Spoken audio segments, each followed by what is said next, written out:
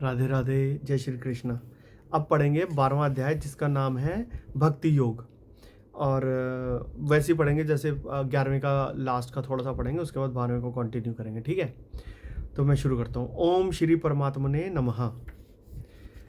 हे अर्जुन, जो पुरुष केवल मेरे ही लिए सब कुछ मेरा समझता हुआ यज्ञ, दान और तप आदि संपूर्ण कर्तव्य कर्मों को करने वाला है और मेरे परायण है, अर्थात मेरे को आश्रय और परम गति मानकर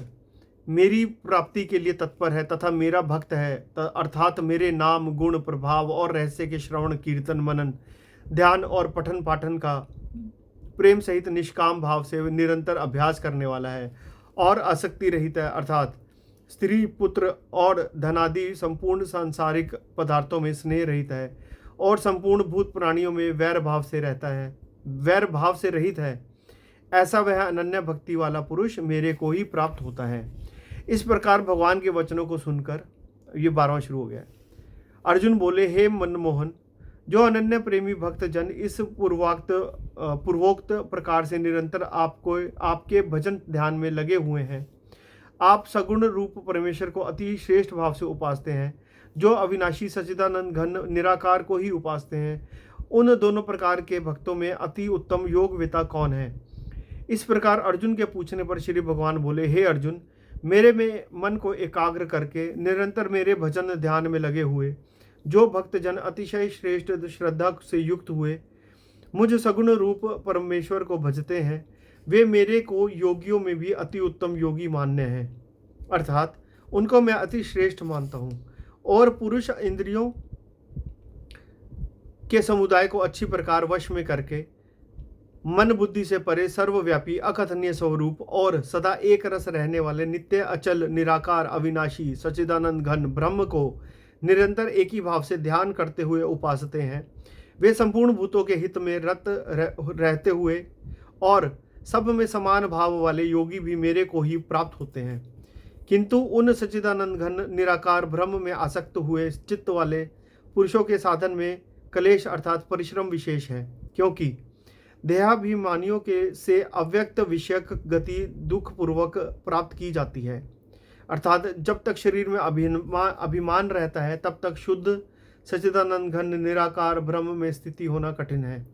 और जो मेरे परायण हुए भक्तजन संपूर्ण कर्मों को मेरे में अर्पण करके मुझ सगुण रूप परमेश्वर को ही तैल धारा के सदृश अनन्य ध्यान योग से निरंतर चिंतन करते हुए भजते हैं, हे अर्जुन,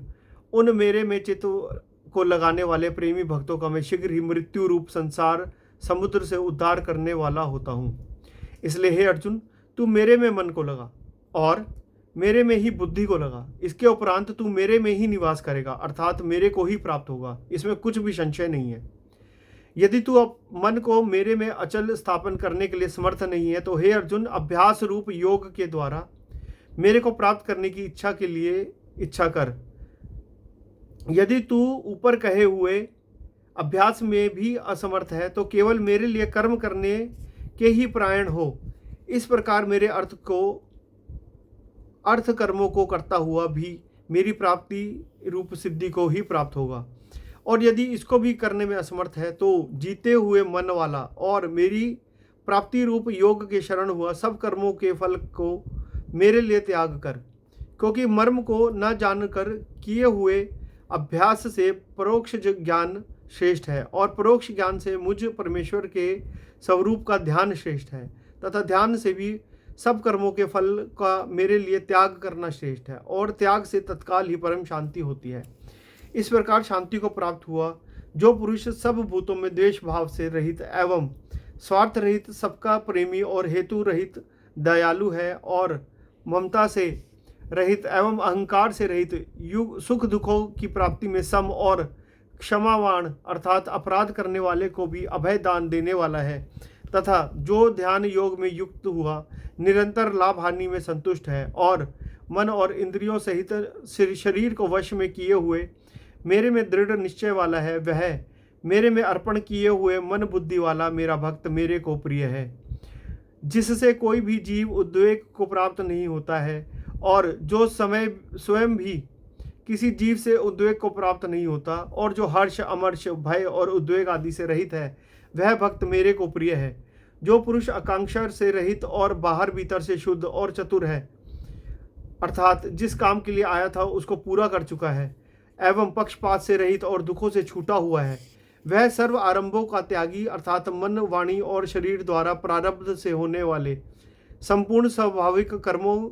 में कर्तापन के अभिमान का त्यागी मेरा भक्त मेरे को प्रिय है।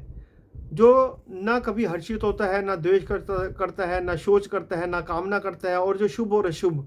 संपूर्ण कर्मों के फल का त्यागी है, वह भक्ति युक्त पुरुष मेरे को प्रिय है।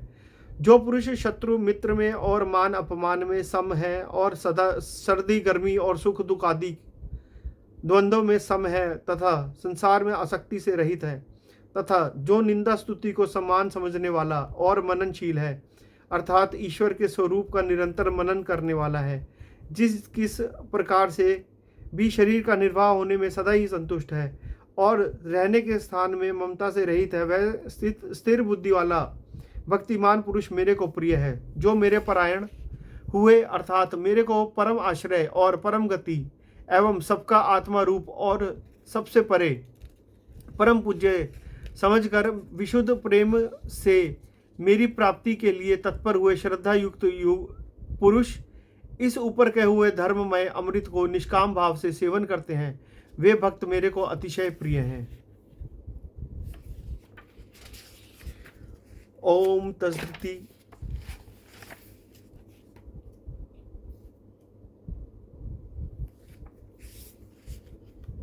ओम इति श्रीमद्भागवत गीता। ओम तस्सदिति श्रीमद्भागवत गीता उपनिषत्सु श्री कृष्ण अर्जुन संवादे भक्ति योग नाम द्वादशो अध्याय। राधे राधे।